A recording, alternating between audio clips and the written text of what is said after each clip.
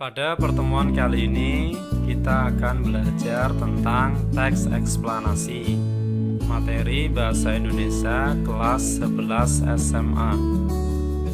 Secara etimologi, eksplanasi itu diambil dari kata bahasa Inggris explain yang artinya menerangkan atau menjelaskan, sedangkan explanation keterangan atau penjelasan.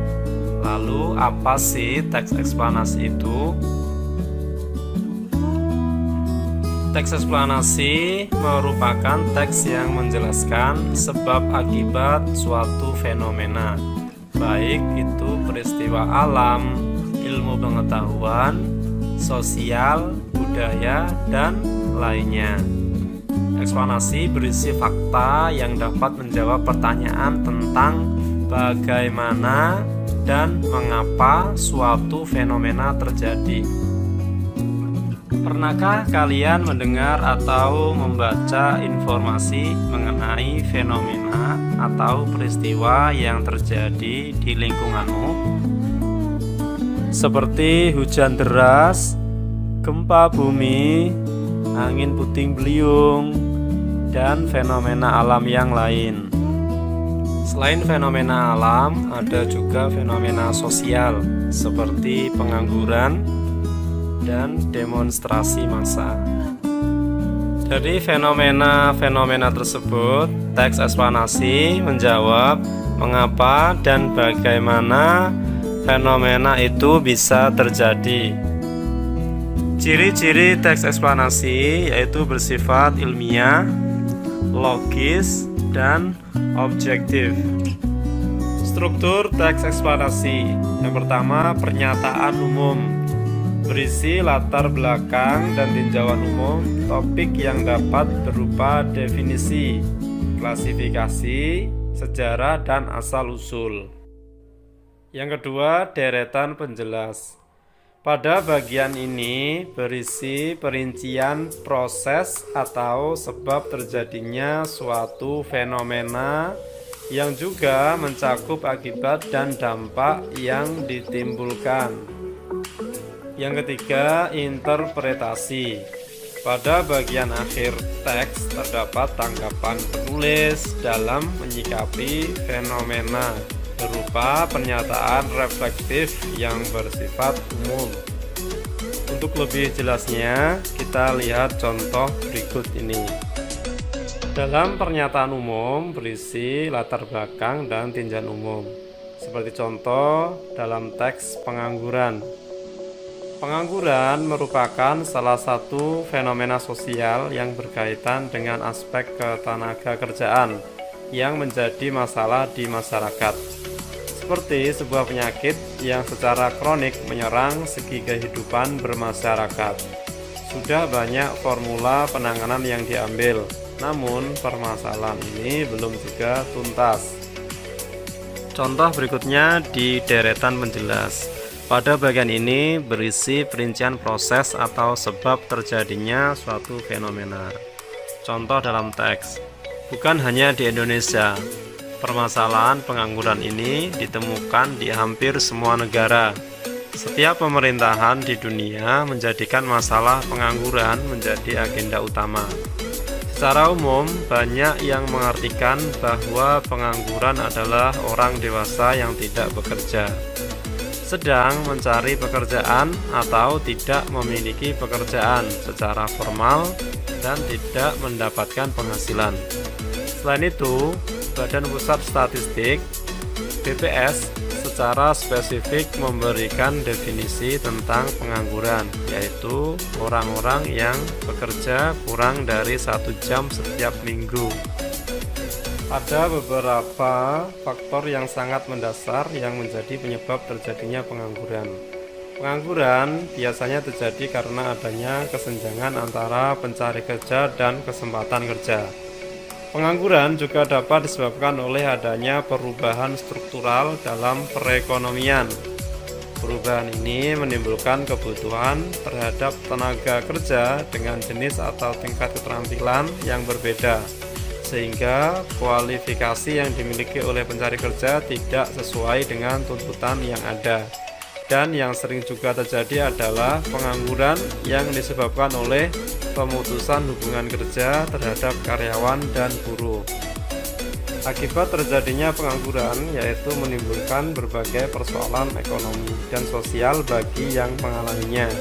Orang yang tidak mempunyai mata pencarian juga tidak mendapat penghasilan.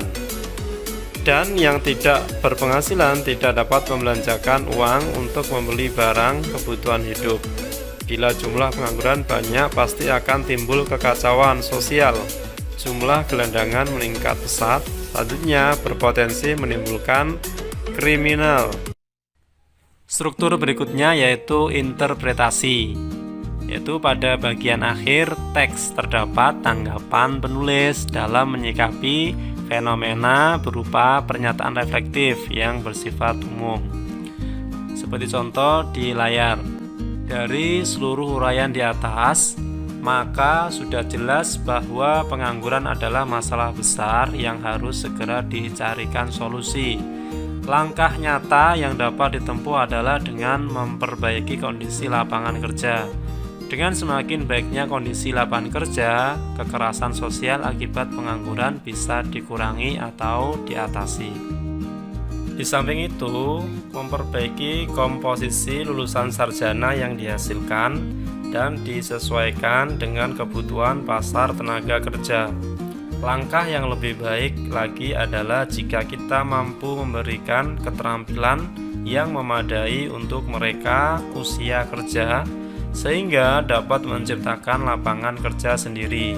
Semua langkah ini harus segera kita ambil agar masalah pengangguran segera terselesaikan.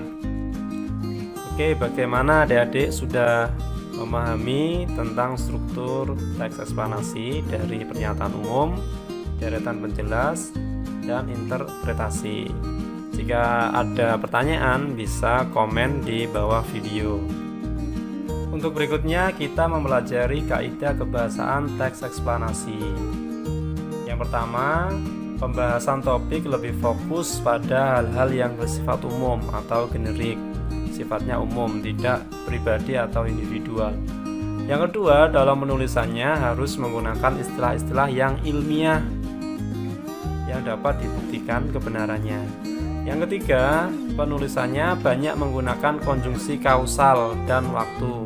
Contoh, sebelum, pertama, jika, kemudian, sehingga, dan lain-lain. Ciri kebahasaan teks eksplanasi. Yang pertama, konjungsi kausalitas, antara lain sebab, karena, oleh sebab itu, oleh karena itu, sehingga. Dan yang kedua adalah konjungsi kronologis atau hubungan waktu, seperti kemudian, lalu, setelah itu, pada akhirnya. Pola pengembangan dalam menulis teks eksplanasi. Yang pertama, pola pengembangan sebab akibat. Dalam hal ini, sebab dapat bertindak sebagai gagasan umum, sedangkan akibat sebagai perincian pengembangannya. Namun demikian dapat juga terbalik. Akibat dijadikan sebagai gagasan umum, maka perlu dikemukakan sejumlah sebab sebagai perinciannya. Contoh pola pengembangan sebab akibat. Gempa bumi melanda wilayah bagian selatan daerah istimewa Yogyakarta, Sabtu 27 Mei 2006 pukul 5.54. Kekuatan gempa bumi tercatat 6,2 skala Richter pada kedalaman 17,1 km. Pusat gempa terletak pada posisi kurang lebih 25 km barat daya kota Yogyakarta. Gempa ini mengakibatkan puluhan orang meninggal, beberapa orang luka-luka, sejumlah bangunan roboh dan mengalami kerusakan. Selain itu, dilaporkan juga terjadi longsoran dan kerusakan berat pada pemukiman dan bangunan lainnya di Kabupaten Bantul karena dekat dengan sumber gempa bumi. Pola pengembangan kedua yaitu pola pengembangan proses. Proses merupakan suatu urutan dari tindakan-tindakan atau perbuatan-perbuatan untuk menciptakan atau menghasilkan sesuatu atau perurutan dari suatu kejadian atau peristiwa. Untuk lebih jelasnya kita lihat contoh berikut ini. Contoh pola pengembangan proses. Pada bulan keempat, muka telah kian tampak seperti manusia. Dalam bulan kelima, rambut-rambut mulai tumbuh pada kepala. Selama bulan keenam, alis dan bulu mata timbul. Setelah 7 bulan, fetus mirip kulit orang tua dengan kulit merah berkeriput.